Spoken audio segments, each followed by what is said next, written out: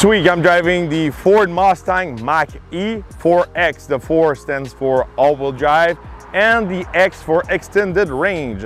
So if we're looking at the design of this Mustang Mach-E, we can notice it's got some design cues from the actual real Mustang, I could say. We got the headlights similar to the S550 generation. In the front we've got the pony. Little details if you're close to it. As you can notice, there's no actual front grille because this is an electric car. It doesn't need any engine cooling in the front. If we step on the side of the Mach-E, really aggressive design, and this is a coupe SUV, a really sport coupe, I could say. It's not really higher to the ground, it's lower to the ground. So it's not a real SUV, I could say, even if it's got the shape. So it's kind of like a hybrid in between a hatchback and an actual SUV. And one key feature of this design, it's really the black parts here. So if you got different colors like this one, you see that the shape of the Mach-E is really more aggressive due to those black parts. So if you put these parts the same color as the actual car, it's gonna look better and less, you know, aerodynamic, less coupe. And there's a lot of little details on the Mach-E to make it more aggressive, just like that.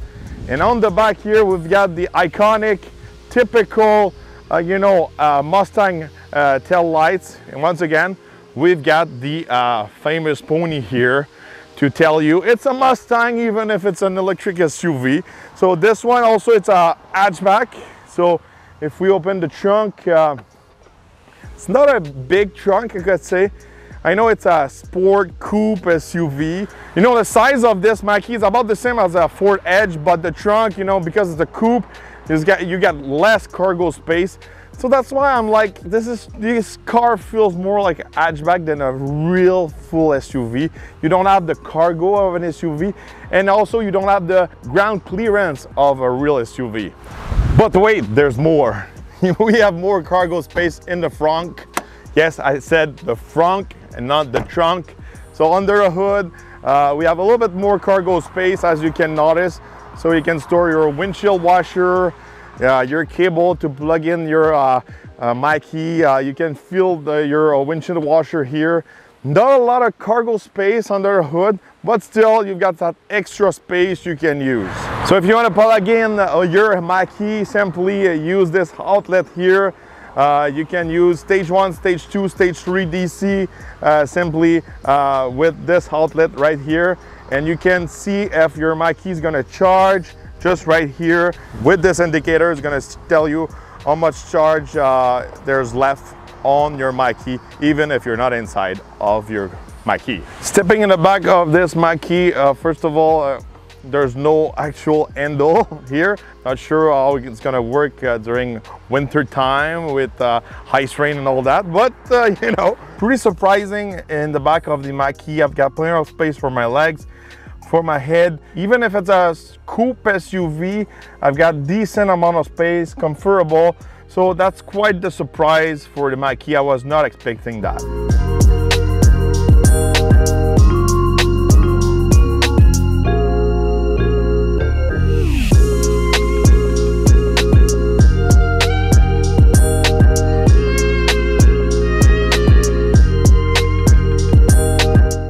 All right, on the road with the Mustang Mach-E this week. Telling you the truth, guys, it's tough to really compare the Mach-E with something else. I know this Mach-E competes against the Tesla Model Y, but you know, just overall, you know, including all the cars, all the SUVs and all that, there's nothing really like the Mach-E on the market. It's about probably the size of a Ford Edge, but it doesn't stand like a Ford Edge. It's a sport SUV, so you're lower to the ground. Also, due to the battery on the floor, you have a lower center of gravity, so it's better for handling and all that. So you don't really feel behind the wheel of an SUV, but again, when you drive it, you're pretty high. You have a really low dash and all that. This week, you know, again, this SUV's got the Mustang badge, and as a previous Mustang owner and part of Mustang Club, and I was also part of the auto show tour with Ford, so I was part of a big unveiling of new Shelbys and new models, and I was involved with multiple clubs of Mustang across the US and Canada. So I know what it is to have a Mustang. I know what that badge means and all of that. So this week I was like, you know, it's a Mustang, but it's not a GT. So maybe I should compare this Mustang like it was not a GT, because this one, it's like the top of the lineup before you get the GT or the GT performance. So in my head I was like, maybe driving this is kind of like driving a Mustang EcoBoost. So power wise this week, we've got a little bit less power than a Mustang GT with a V8, but still if we do the conversion, we've got about 346 horsepower and 428 foot-pounds of torque. So you know, it feels like this kind of power. It feels heavy too.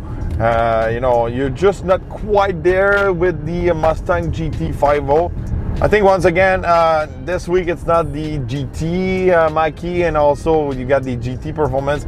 I think these should be a lot of fun to drive. But I think this 4X model is just in that sweet spot, you know, decent kind of performance, but not hardcore wow performance, I can say. But you know, overall driving this car, it's not slow, it's not super fast. Again, it's not the GT. You can do the 0 to 100 kilometers in about 4.8 seconds. It's pretty quick up the line, and also on the highway when you know, push it, it's still got some juice, you know. That's one thing. Usually, you know, electric cars under 100 kilometers, they're pretty fast, but sometimes when you go at higher speed, they get slow. I think with the Mach-E, it's not really the case. It's still got some good power. Again, the handling is pretty good, especially this one's an all-wheel drive model. You can really push it. So when you're driving the Mach-E, you don't feel behind like an SUV low to the ground, and you have to you know, sacrifice a little bit on the handling. It behaves like a Mustang, I could say, good handling and all that. But again, it's not super exciting behind the wheel. Those electric cars feels more like a video game. You don't get the drama of the sound, the shift of the gear and all that. And sometimes when you really push it, it feels like it's missing a gear. It's hard to explain because an electric car doesn't have a gear, but sometimes, you know, when you really push it, it starts to slack at higher speed, and it should maybe shift. I know the Taycan's got a transmission. It's got like a second gear. I never drove the Taycan. Maybe the Taycan will be a bit better to do those kind of stuff. See, right now I'm just floor it like really in an incline part of the highway. It was missing a little bit of juice, you know. I could say probably a Mustang GT with the V8 will be faster than this. Maybe the Mach-E GT is a bit faster, or maybe equal to a Mustang GT with the 5.0. Just to give you a kind of like a range, or just like to give you an idea of the performance of these cars. Obviously, you know, an electric car is always heavier than the gasoline version, I could say. Even if this one doesn't have a gasoline version, it's always heavier because of the battery. But on the road, it's pretty comfortable. Again, this car's got a good mix of like comfort and handling. That's one thing, you know, you don't feel in a super hardcore sport version, so that's a big plus. Interior wise, you got some nice seats. Similar seats you'll find in a Mustang GT with the comfort seat, not the Recaros, but good seats, plenty of space. Even if I'm tall, you know, a decent amount of space in the front, in the back. The trunk is a little bit small from my point of view for an SUV, but again, it's a sport coupe SUV, so you have to make some sacrifice and having that hatch, you know. But otherwise, the interior looks good. You've got some carpet and a mix of carbon and all of that. Everything is plain and simple. The screen is really easy to use. You got some really good HD cameras, good vision. Everything is easy on that screen. Everything is easy to find. Also, sometimes when it's an electric car, they like to complicate themselves and put some fancy electronics and all that. It's not the case in the Mach-E. You got a roulette here to change your gears. Similar gear shifter you'll find in a Ford Expedition. So again, you got a place to recharge your phone wirelessly. So interior-wise, you know, I think you don't really feel inside of a Mustang. I could say probably you'll feel more inside of a Camaro, inside of a Chevy Blazer. But still, it's got that good mix of like modern electric car and a little bit touch of Mustang. So it's a nice spot, but you won't find the same kind of interior vibe you'll find inside of a Mustang, kind of like sport, vintage. You're not gonna find this kind of vibe inside of this Mach-E. You feel really inside of an electric car. So the model I'm driving this week's got the extended range battery. It's a 88 kilowatt battery. It's an option good for 7,000 Canadian on top of your Mach-E. So you've got a longer range. The range, it's about 460 kilometers. I didn't really test to limit the car this week because I don't have a charger at home. So it's hard to really test the actual range all the way to the end of the battery. But you know, some things, the range, it's in those kind of numbers. If you want to put like a fuel economy numbers, about 2.6 liter per 100 kilometers, 2.6 liter E, that's how they call it.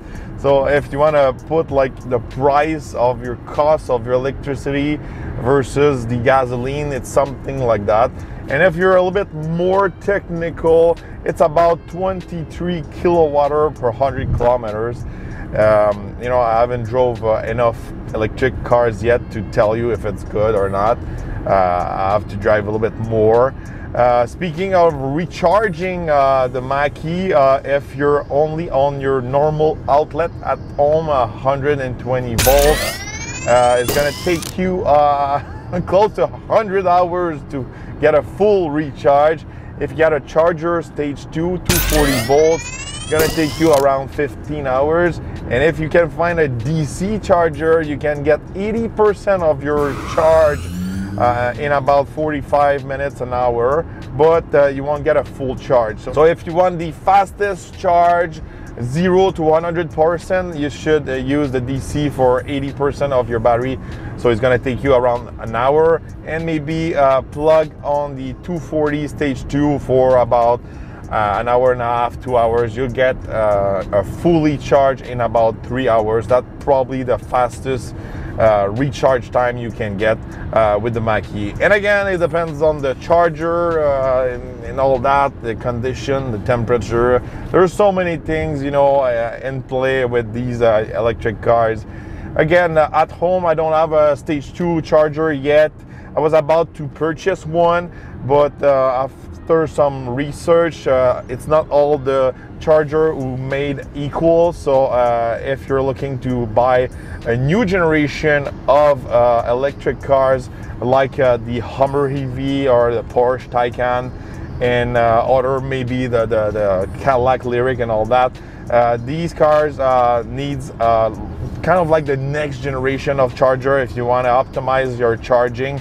So as of right now, for me, it's just a waste of money to buy a charger because I want to buy something I'm gonna be able to use either on a Chevy Bolt or a Porsche Taycan. And as of right now, I didn't find the right charger for my needs, so I'm gonna wait a little bit.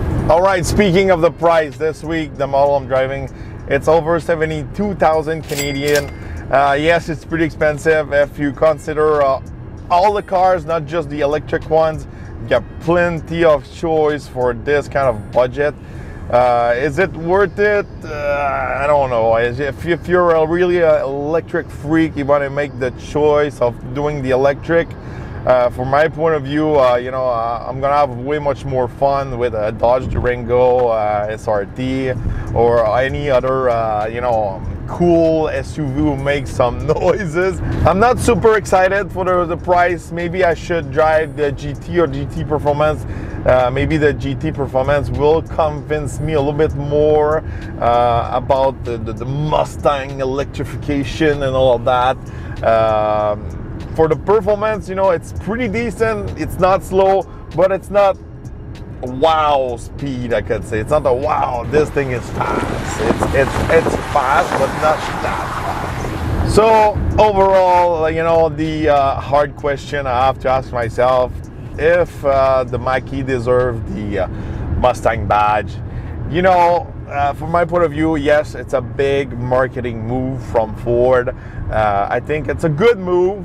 You know, the Mustang fan inside of my heart is bleeding a little bit, but I think if Ford named this electric SUV another name, like let's say it's a Edge Sport or something like that, or an E-Edge, or I don't know, something Edge, it wouldn't have that impact in the media like, you know, putting the Mustang badge. And I think, you know, even if you're a hardcore Mustang fan, it's good for the Mustang brand. Even if it's not your cup of tea, you don't like the electric cars, you don't like SUVs and all that, you know, from my point of view, a brand like, example, the Camaro, it's kind of like fading away. These sport cars are not selling well anymore, especially a Camaro, and especially here up north where we have winter time and all that. As a Mustang fan, I'm pretty happy to see an evolution of the brand and not just disappearing and fading away just like Camaro. So I think it's a big plus, because if Ford were just keeping building the pony car, the two doors V8, with the future where we're going right now, probably it would end up just like the Camaro. So at least, you know, by doing an evolution of the brand like this, we're still gonna be able to drive Mustang in the future. And on the other side, you know, on the Chevy side, not sure if we're going to be able to drive a Camaro in the future. So I think putting the Mustang badge on this electric SUV, it's a good move from Ford. So let me know in the comments, do you think it's a good move from Ford? Is it it's not worthy of the Mustang badge? Let me know in the comments. I would like to see your opinion on this. Is it worth it to spend more than $70,000 on this electric SUV? Let me know in the comments. Don't forget to subscribe, like, and share my video, and we're gonna see each other on the next review.